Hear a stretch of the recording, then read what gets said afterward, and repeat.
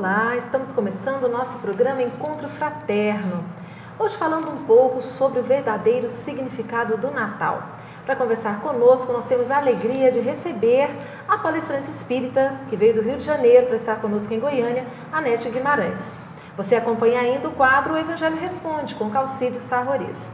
O programa foi feito para você. Fique conosco.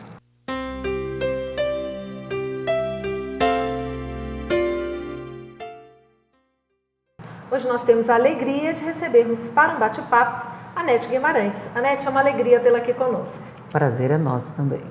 Anete, conversando aqui anteriormente, você me disse que teve a felicidade de nascer num lar espírita, é isso? Como é que foi essa criação, já nascendo num lar espírita?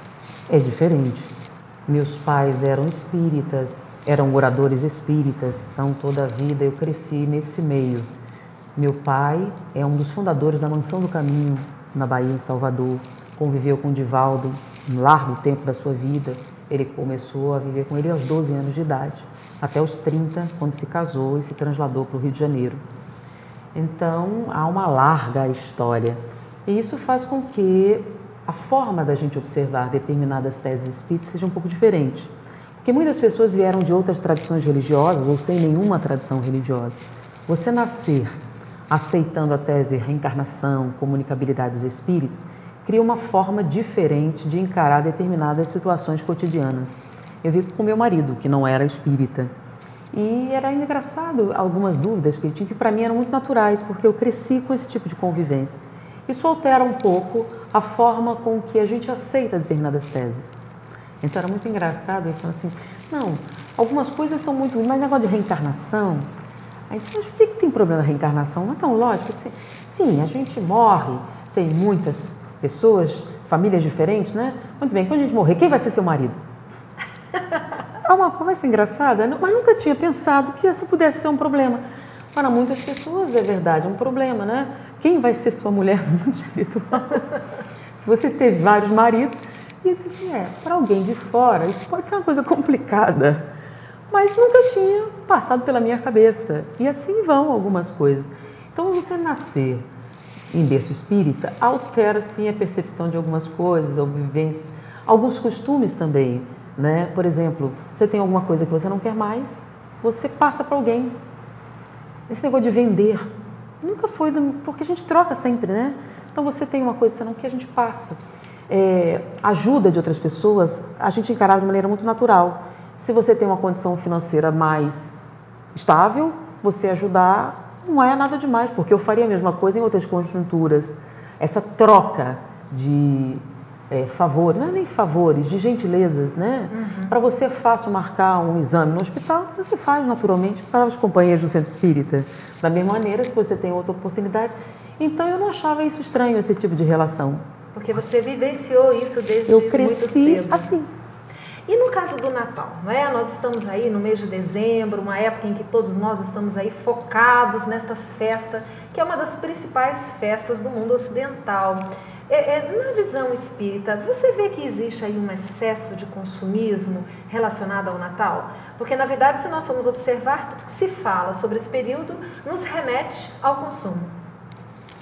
Bom, eu sou uma pessoa extremamente pragmática. Eu nunca dou uma opinião, eu gosto muito de estatística.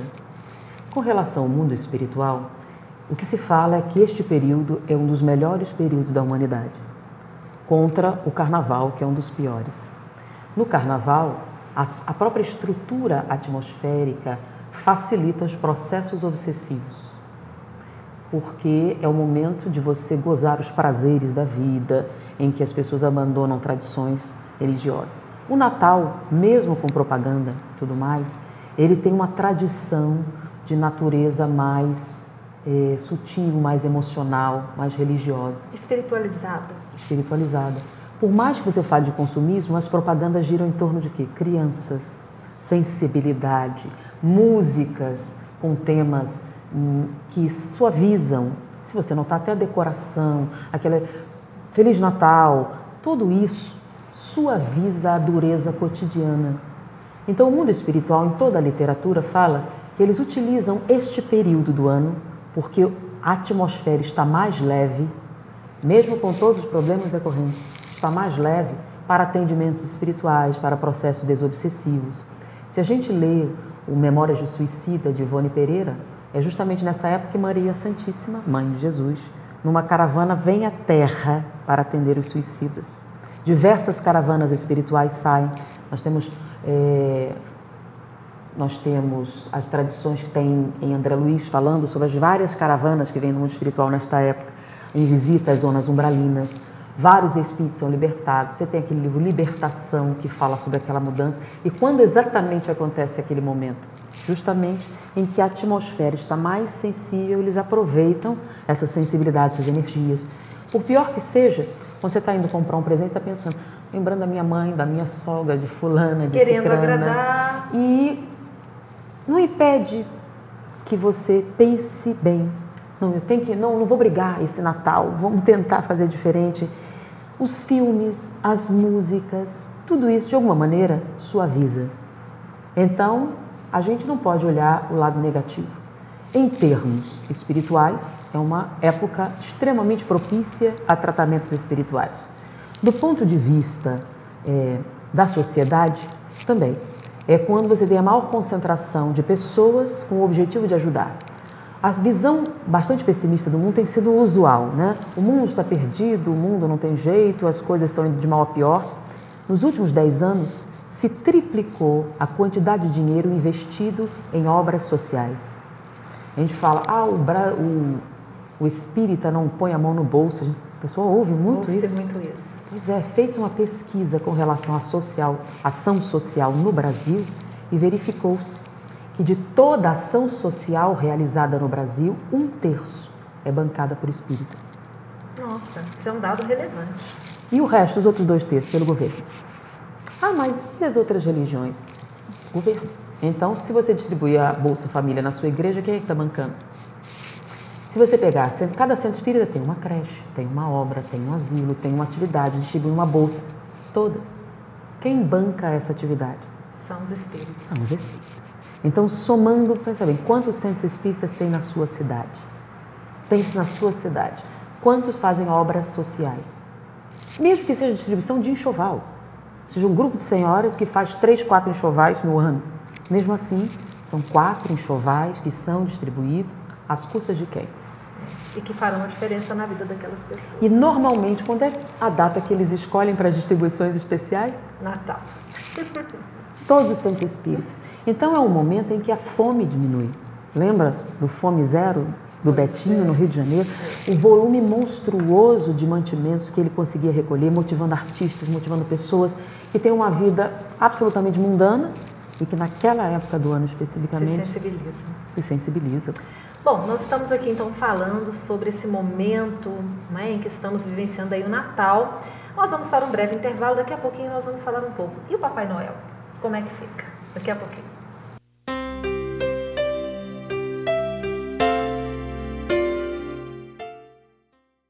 Você gostaria de ajudar a expandir o Espiritismo na TV? Então aí vai a dica. Com apenas R$30 por mês, você se torna sócio do Clube Amigos do Espiritismo e ajuda a levar a mensagem espírita a muito mais corações. Além de contribuir com este grande desafio, você ainda ganha brindes exclusivos. Uma revista que vira pôster e 2 DVDs todo mês na sua casa, com documentários, animações e videoaulas. E tem mais! Quem se associar agora ganha uma camiseta exclusiva. Então, o que está esperando? São apenas R$30 por mês. Acesse www.amigosdoespiritismo.com.br, faça o seu cadastro e participe.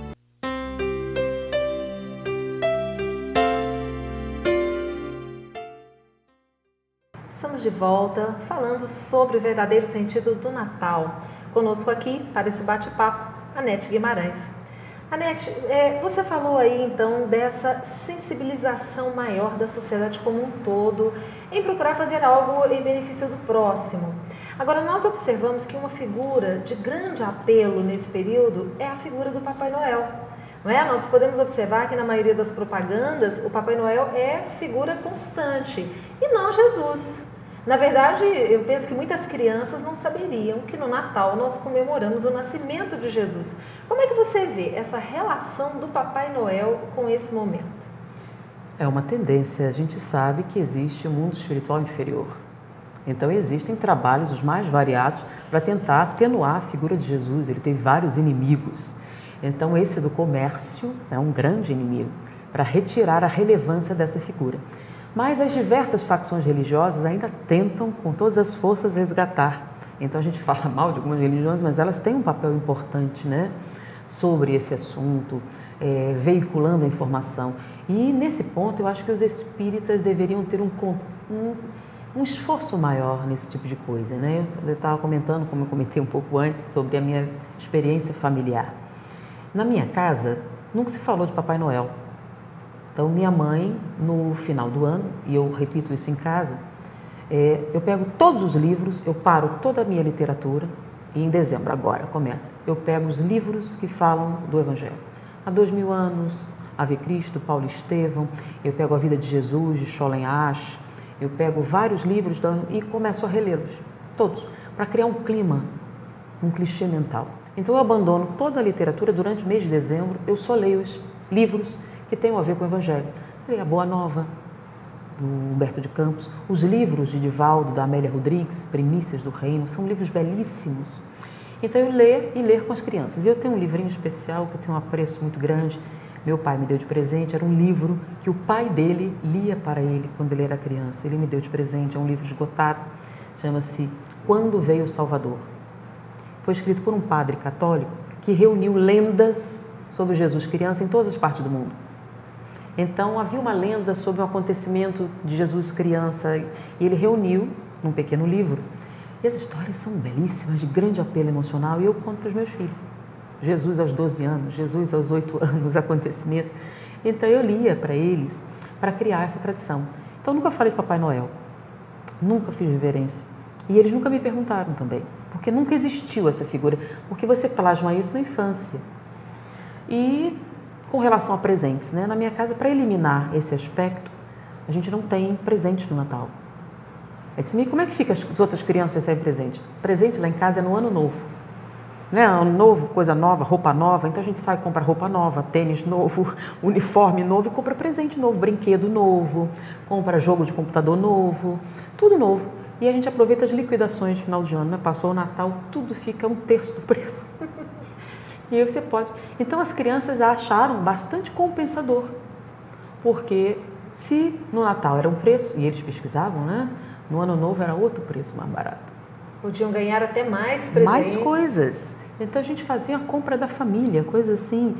E ficou uma tradição gostosa. Primeiro, as lojas não estão tão cheias, não tem aquela coisa. As crianças curtem bastante e fica até com uma folga financeira. E no Natal a gente se libertou desse negócio de presente. Já pensou se encontrar família? Um compra um presente mais caro do que o outro, nem todos têm a mesma condição financeira. Isso cria uma série de constrangimentos. Então acabou, não tem.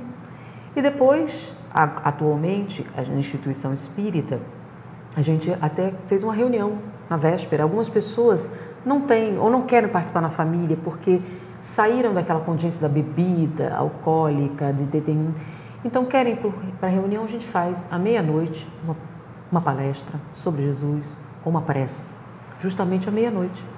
Mas isso aí, os católicos não têm a missa do galo, gente? Ninguém acha estranho? As pessoas vão para homenagear quem? O aniversariante. O aniversariante. Tem festa em que o bolo só é cortado que horas? Meia-noite. Meia-noite.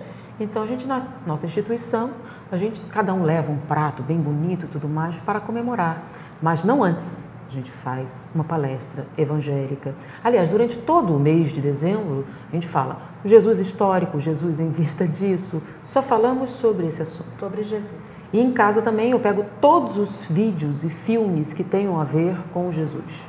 Né? Anti-evangélico, só esse tipo de filme. E a gente trabalha, então, criar uma tradição nova. E minha mãe fez uma experiência conosco bastante significativa, me marcou bastante. E meus filhos estão fazendo agora, que chegaram. Ela, de noite, no Natal, ela fez uma cesta bem grande, com saquinhos de bombons e coisas comestíveis bem bonitas, enfeitadas assim. Fez uma cesta grande, nós saímos de carro. e distribuímos para moradores de rua. Várias pessoas na rua, a gente distribuía aqueles brindes. Então, quer dizer, muitas pessoas estão dentro da casa comendo simplesmente e a gente foi distribuir. Compartilhar com aqueles que... Feliz Natal, Feliz Natal. A criança lembra essas coisas. Isso marca. Isso marca. Então, minha mãe contava as histórias lindas, aquelas lendas maravilhosas, aquela coisa extremamente emotiva, e a gente ia e fazia coisas. E normalmente 25 e final de ano eram distribuições no centro, distribuição cesta básica, festividades, tudo isso falando de quem? Então, Papai Noel nunca fez parte da minha existência, nem dos meus filhos. Interessante. E essa questão da ceia do Natal? Nós observamos também que esse é um momento de excessos, né? Onde as pessoas comem demais, bebem demais e, de repente, não se lembrando desses outros que estão nas ruas, que estão nos casebres e que não têm, às vezes, o mínimo para se alimentar. Como é que deve ser, então, a conduta do espírita diante dessa realidade? Olha, eu volto a falar que a gente vive, as pessoas têm uma visão pessimista. Pensa bem, todos os espíritas, nesse período de dezembro, estão fazendo o quê? Gente, a cesta é especial. Toda reunião não começa assim? Gente, a nossa cesta especial, nós vamos precisar disso, daquilo. Então, todo mundo normalmente reserva uma coisa para colaboração. Não é a cesta mais bonita do ano? É verdade, especial. Os enxovalzinhos, eu viajo o Brasil todinho, o exterior também. Então, nessas regiões, as pessoas têm enxovais bonitos, o ano inteiro para dar de presente quando? No Natal, para os bebês, as mães. Então, lembrancinhas, é ou não é? Criança é o final das evangelizações, nas assistências sociais, todas as creches. Então, é um momento de alegrar as crianças. Então, os espíritos costumam se mobilizar muito nessa data. Pensa bem, todas as instituições não estão ocupadíssimas para juntar os mantimentos para dar? É verdade. Então, como a gente pode dizer que o espírita não tem um espírito ligado à comunidade nesse momento? Então, seria um momento em que realmente esse nosso espírito de solidariedade ele está mais aparente, mais aguçado. Embora para o espírita isso é uma realidade o ano todo, né? Então, o que a gente tem que fazer é levar da instituição espírita para o lar, ou então fazer a migração da família para a instituição espírita. O que acontece? Muitas pessoas fizeram a separação, né? O espírito se vergonha dessa coisa. Como católico não, lembra? Missa do Galo é sagrado, ninguém discute a respeito. Mas por que não ir orar nesse dia? Aí pensa, mas você vai no centro hoje? Fanatismo? Mas, cara, quando o católico vai, não é fanatismo? Quando tem um negócio protestante, até tem um nome, né? Uma vigília. Não é fanatismo. Por que só para ir no centro é fanatismo? Você notou que há uma certa preconceito nisso? Então, a gente trazer para a família a nossa tradição religiosa. Apesar de seus outros familiares não serem, você é. Então, eu vou chegar depois. Eu vou orar e tudo mais, depois eu chego. Porque minha tradição religiosa. A gente não tem direito? É verdade. A gente precisa assumir realmente a condição de espírita. Eu pergunto, quem é espírita? Assim, olha, eu acho que sou. Estou tentando. Estou tentando, é uma coisa complicada, né? O que você vai dizer no censo? É verdade. Então, a gente precisa assumir mais. Que o espírita faz muito, muito significativamente. Agora, a gente tem que trazer para os filhos. Colocá-los nesse caminho. Alguns têm ideia, não, a gente não pode forçar. Não vejo por quê. Porque ter filhos dá trabalho. Quem não quer ter filhos, utilize qualquer um dos métodos de controle de natalidade que estão disponíveis. Ter filhos e não investir o seu tempo neles é extremamente comprometedor, porque nós não somos responsáveis só pelo mal que fazemos. Nós somos responsáveis pelo bem que deixamos de fazer. Então, ter filhos dá trabalho. Olha, com essa frase que nós vamos para o nosso intervalo, fiquem refletindo, mas nós não demoramos. Voltamos daqui a pouquinho. Aguarde.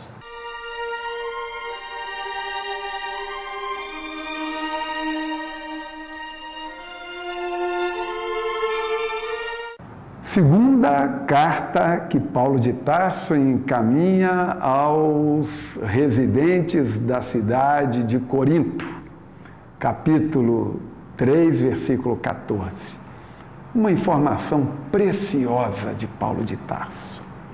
Ele diz o seguinte: até hoje, leem o Antigo Testamento e o véu permanece. Paulo de Tarso está dizendo o seguinte: leem o Antigo Testamento, mas não compreendem. Continua o véu do mistério, sem entender nada. E Paulo adiante diz: o véu não é retirado porque é em Cristo que ele, o véu, desaparece. Que mensagem bonita, que reconhecimento extraordinário que Paulo de Tarso faz, o grande difusor do cristianismo. Que mensagem bonita. Com o Cristo, o véu desaparece. Paulo de Tarso está aí, talvez nos chamando a atenção para que possamos dar mais importância ao Novo Testamento do que ao Antigo Testamento. Porque o Antigo Testamento é muito velado realmente, é muito misterioso. O que é o Antigo Testamento? A história simbólica do povo hebreu, mais tarde denominado de povo judeu, porque foi a única parcela dessa população do povo hebreu que restou, os da Judéia, chamados, portanto, de judeus. O povo hebreu desaparece. Mais ou menos entre o ano 300 e 200 antes de Cristo, 70 eruditos da cidade de Alexandria versaram o Antigo Testamento do hebraico, língua morta, já sem o entendimento, para o grego, a fim de que os judeus que não viviam exatamente ali na região da Judéia, que viviam espalhados pelo mundo, como por exemplo na Alexandria, em Corinto, em diversas regiões da Ásia Menor, inclusive, pudessem compreender e estudar o Antigo Testamento. Ora, quando versam o Antigo Testamento do hebraico para o grego, não levaram junto a tradição oral, porque o Antigo Testamento, no hebraico, havia o ensino oral e havia o texto escrito. Os dois se completavam e formavam aí um ensino simbológico ao povo. Quando traduzem apenas a parte escrita em Alexandria, perdeu-se substância, perdeu-se ensinamento. Daí porque Paulo de Tarso nos alerta que o véu permanece com o Antigo Testamento. É com Jesus, é no Novo Testamento que ressurge o ensinamento da moral, do ensino correto, do caminho próprio.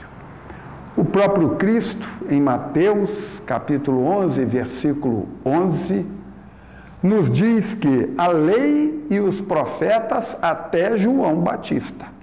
Está próprio Jesus referendando aquilo que Paulo de Tarso mais tarde falou. Jesus está dizendo, lei e profetas até João Batista. Agora a mensagem é nova, é diferente. São outros mandamentos, mais pessoais, que vão mais direto ao coração de cada um. Não mais o estudo simbólico da história de um povo. Embora seja muito importante se ler e se estudar o Antigo Testamento, mas dentro da simbologia da história que ele contém. O Evangelho responde.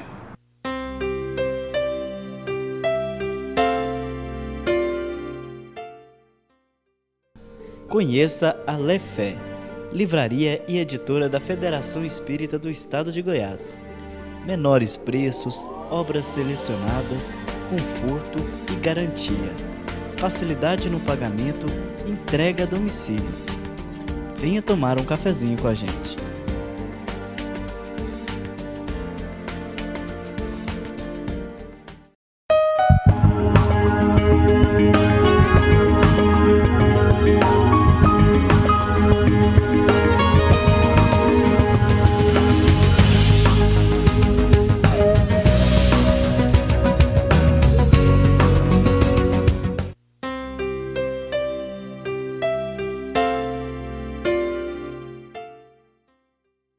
estamos de volta conversando com Anete Guimarães sobre o Natal, o nascimento de Jesus.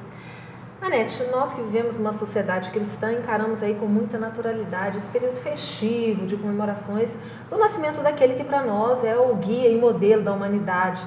Mas nós vamos nos lembrar que grande parte da população mundial é não cristã, não é? Essas pessoas estariam perdidas?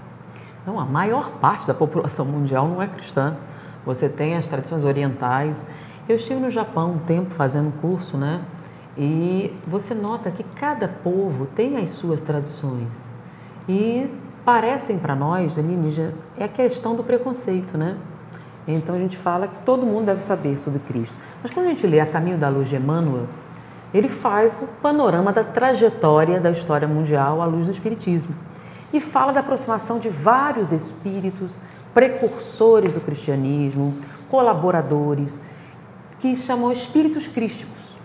Nós temos Buda, nós temos Lao Tse, nós temos Krishna, nós temos tradições do Bhagavad Gita, nós temos os vários povos com as suas tradições, todas elas extremamente significativas da modificação interior. Se a gente vê Gandhi não teve um background cristão, e o que foi que ele fez? Nós temos várias histórias de pessoas que se superaram e não tinham uma tradição cristã atrás de si mesmas. A gente vê Sai Baba, a construção daquele material incrível de atividade com as crianças, e em vários povos tem essa busca. Eles são inspirados por quem? Então, ele não vos deixarei órfãos, e nunca fez isso. Então, no Japão, tem tradições lindas com relação aos idosos. Eles não são cristãos, mas têm um respeito com relação à idade que nós aqui, cristãos, não temos. Eu entrevistei uma senhora, ela estava numa ONG e eu cheguei para conversar com ela. Ela tinha 103 anos, estava varrendo. Estou dando a minha contribuição à ONG. Então ela saía da casa dela, eu já não posso me mover bem, mas eu varro aqui a entrada para as pessoas não se sujarem. 103 anos. Então, o Japão tem um lema muito interessante. A JICA, né, a Agência de Cooperação Internacional do Japão, diz o seguinte: a felicidade individual é impossível sem a felicidade da comunidade. E, em geral, a comunidade pensa assim. Então, eles são muito respeitosos com relação à limpeza, ao direito do outro, muito educados. Você vê a tragédia que aconteceu lá, nenhum deles pegava mais alimento do que necessitava. Existe toda uma consciência. Então, e nós somos os cristãos, não é não? É verdade. Ou seja, não é os princípios... Olha só a diferença. Quando houve o Katrina nos Estados Unidos, lembra? O furacão, aquela destruição imensa, as cidades ao redor verificaram um aumento na venda de armas de 1000%. O povo se armou para receber os refugiados. Pode uma coisa assim? No Rio de Janeiro, uma coisa diferente. Reunir-se, como teve aquela tragédia em Petrópolis, né? A quantidade de pessoas que foram pobres para oferecer ajuda. E no Japão, com essa tragédia terrível, as pessoas em localidades que não foram atingidas, dividindo o já racionado alimento para mandar para as regiões mais atingidas. Ou seja, não é, Anete? Na verdade, os princípios cristãos, eles estão permeando aí. Então, a gente chama de princípios cristãos, mas são princípios éticos. O bem proceder, porque o mal é o mal mesmo que todo mundo faz, assim como o bem é o bem mesmo que ninguém faz. Muito bem. Nosso tempo, infelizmente, acabou. Nós queremos agradecê-la muito por ter vindo bater esse papo conosco. Obrigada a vocês, obrigada aos telespectadores pela paciência, né? Tem umas teses meio diferentes, mas foi uma alegria estar com vocês. Esperamos outras oportunidades. Muito obrigada. Agradecemos a você que tem sempre nos acompanhado. Lembrando que o Encontro Fraterno é o Espiritismo na sua TV. Boa semana, fiquem com Deus.